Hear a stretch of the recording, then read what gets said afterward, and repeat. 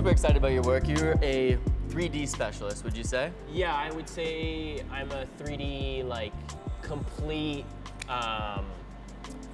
solo focused on that. You're 3D red pill. Yeah, completely. You do. Yeah. What are you working with right now? I work with mostly Cinema 4D.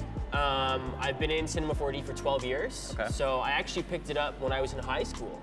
So I've been self-teaching myself 3D with pretty much YouTube tutorials ever since then. Amazing. So yeah, and then I've also been diving really deep into Octane Render as well.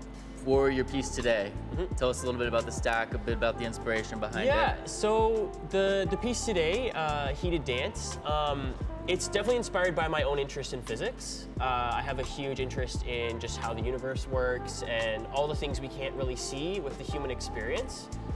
So for me, this was like an experimentation in just exploring that and kind of exploring the two themes of temperature in the universe, how, there's these massive stars of heated gas and then there's like freezing negative space of the void of space. So I find the contrast there was my fascination, and then the piece kind of explores that transitional dancing of temperature and energy.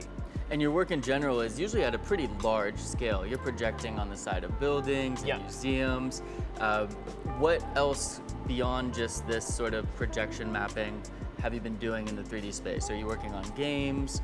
Are you building more personalized experiences for people? Bring me into your universe for a second. Yeah. I love just kind of exploring, doing composites of nature and kind of extending my mind's eye and kind of letting the viewer into my own mind, just compositing animations on footage, on plates, and so that's kind of been my main big interest right now. AI has been kind of inching its way into the 3D ecosystem, but it hasn't had much of an impact in the same way it has around image or even video generation. Yeah. How have you been using, or have you been using AI within your process at this point, within the tool suites that you are working in?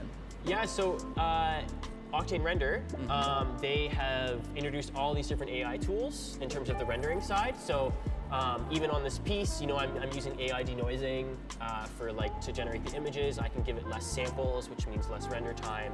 And all that technology is over the past 3 years, I've seen the quality of the AI denoising skyrocket in terms of usability. When the technology first came out, you could get away with a little bit of it, but now you can throw such little math or samples into your 3D scene, and the AI denoising just completely cleans it up, which is pretty profound. It makes my work less horsepower dependent, even though I still need a lot of horsepower to do what I do. I can get away with a lot more at higher res now. I'm super excited to see all that. Yeah. Well, we're excited to have you. Can you show me around your piece a little bit? Yeah, of course. Yeah, definitely. Sure. Yeah.